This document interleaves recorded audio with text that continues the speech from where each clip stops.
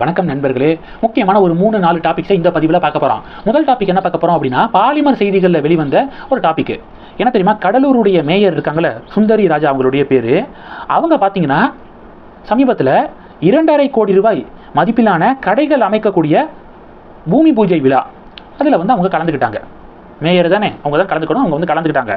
அந்த பூமி பூஜை விழாவில் அவங்க ஒரு பரபரப்பான குற்றச்சாட்டை முன் வச்சிருக்காங்க. நான் ஒரு பெண் அப்படிங்கிறதுனால அதிகாரிகள் நான் கலந்துக்கிற நிகழ்ச்சியில் கலந்துக்கிறது இல்லை. நான் ஃபோன் பண்ணால் கூட, நான் ஒரு மேயர், நான் ஃபோன் பண்ணால் கூட நிறைய அதிகாரிகள்லாம் ஃபோனை அட்டன் பண்ண கூட மாட்டுறாங்க, என்னை அவமதிக்கிறாங்க அப்படின்னு சொல்லிட்டு மேயர் குறிப்பிட்டிருக்காரு. ரொம்ப வருத்தத்தோடு அவங்க பதிவு பண்ணியிருக்காங்க. ஸோ இது ஒரு பெரிய பேசு பொருளாக மாறி இருக்கு. பாஜக என்ன கேள்வி, இந்த நியூஸ் கார்டை எடுத்து ஷேர் பண்ணி திமுக ஆட்சியில் பெண்களுக்கு ரெஸ்பெக்ட் கிடைக்கும் அப்படின்னு சொல்லிட்டு ஸ்டாலின் அவர்கள் வாக்குறுதி கொடுத்தாரு. பெண்கள் தலை நிமிர்ந்து இருப்பாங்க, உங்களுக்கு என்ன பிரச்சனை அப்படின்னாலும் அதை சால்வ் பண்ணுறதுக்கு எங்களுடைய கவர்மெண்ட் இருக்கும் அப்படின்னு சொல்லிட்டு ஸ்டாலின் அவர்கள் வாக்குறுதி கொடுத்தாரு. ஆனால் திமுக ஆட்சியில் மேயர் சொல்கிறாங்க பாருங்க, மரியாதை இல்லை எனக்கு அப்படின்னு சொல்லிட்டு மேயர் குறிப்பிடுறாங்க. என்ன நடக்குது அப்படின்னு சொல்லிட்டு பாஜக கேள்வி கேட்குறாங்க. இது பேசு பொருளாக மாறி இருக்கு. இது டாபிக் 1. டாபிக் 2 என்ன பார்க்க போகிறோம் தெரியுமா? ஸ்ரீவைகுண்டம் அருகே பேருந்தில் 11ஆம் வகுப்பு மாணவன், அந்த மாணவனை கீழே இறக்கி சராமாரியாக ஒரு கும்பல் வெட்டியிருக்காங்க. இது ஒரு பெரிய அதிர்ச்சியை ஏற்படுத்தியிருக்கு. கபடி விளையாடுவதில் ஏற்பட்ட மோதலால் இந்த தாக்குதல் நடத்தப்பட்டிருக்கு அப்படின்னு புதிய தலைமுறையெல்லாம் செய்தி போட்டிருக்காங்க. ஆனால் அந்த தாக்கப்பட்ட மாணவனுடைய அப்பா என்ன சொல்கிறாரு தெரியுமா? ரொம்ப சூப்பராக என்னுடைய பையன் கபடி விளையாடுவார், ஒடுக்கப்பட்ட சமூகம் அப்படிங்கிறதுனால நல்லா கபடி விளையாடுறான் அப்படிங்கிறதுக்காக அதை ஏற்றுக்க முடியாமல் ஜாதிய ரீதியான தாக்குதல் இது அப்படின்னு சொல்லிட்டு அந்த தாக்கப்பட்ட மாணவனுடைய அப்பா பேட்டி கொடுத்துருக்காரு.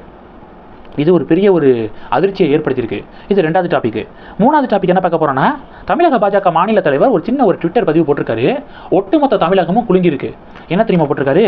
டெல்லி லிக்கர் ஸ்கேம் நடந்துச்சு, அடுத்து Chhattisgarh liquor scam, Tamil Nadu liquor scam loading அப்படின்னு சொல்லிட்டு பதிவு போட்டிருக்காரு.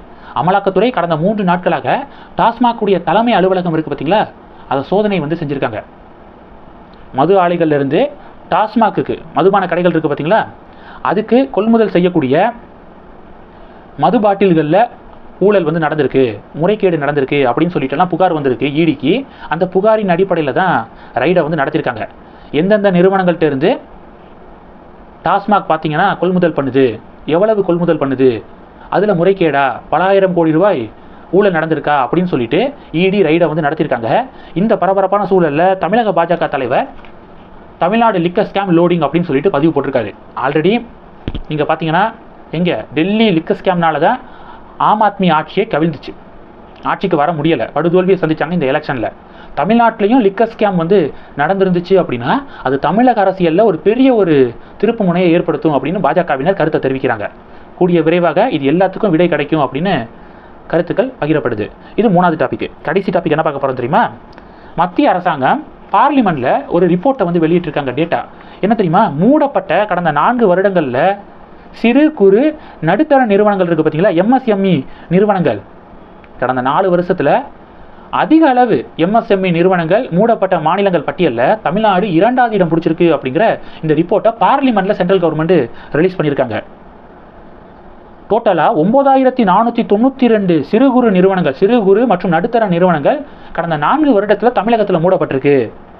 2020-21 2, 2021-22 591, 2022-2023 1900, 2023-2024 2589, 2024-25 4412. இந்த 28 பிப்ரவரி 28ஆம் தேதி வரைக்குமான நிலவரம் இது. அப்போ 4 வருஷத்தில் 9492 சிறு குறு நடுத்தர நிறுவனங்கள் மூடப்பட்டிருக்கு. ஆனால் இங்கே திமுக பார்த்தீங்கன்னா முதலீடுகளை ஈர்த்துக்கு இருக்காங்க. திமுக அவ்வளோ லட்சம் கோடி, இவ்வளோ லட்சம் கோடி, அவ்வளோ 1000 கோடி இன்வெஸ்ட்மெண்ட் குவிஞ்சுக்கு இருக்குது அப்படிங்கிற மாதிரி விளம்பரம் பண்ணுறாங்க. ஆனால் உள்ளே போய் பார்த்தீங்கன்னா 9492 சிறு குறு மற்றும் நடுத்தர நிறுவனங்கள் மூடப்பட்டிருக்கு கடந்த 4 வருடத்தில் மட்டும் அப்படின்னு டேட்டா கிடைச்சிருக்கு. இதுக்கு என்ன பதில் சொல்ல போகிறீங்க அப்படின்னு சொல்லிட்டு பிஜேபி கேள்வி கேட்குறாங்க. இது எல்லாத்தையும் பற்றி உங்களுடைய பார்வைகளை மறக்காமல் கமெண்ட் பண்ணுங்கள். தொடர்ந்து கணக்கில் இருந்து அடுத்தடுத்து நிறைய பதிவுகளை பார்க்கலாம். நம்ம சேனலுக்கு சப்போர்ட் பண்ணணும் அப்படின்னு ஆசைப்பட்டீங்கன்னா நான் பேசக்கூடிய வீடியோக்கு கீழே நன்றி அப்படிங்கிற ஆப்ஷன் இருக்குது, அதை கிளிக் பண்ணி உங்களால் முடிந்த தொகையை சேனல் வளர்ச்சிக்காக கொடுத்து உதவி செய்யலாம். இல்லை ஜாயின் பட்டனை கிளிக் பண்ணி நம்ம சேனலுக்கு மெம்பராக ஆகலாம். நன்றி. ஜெய் ஹிந்த்.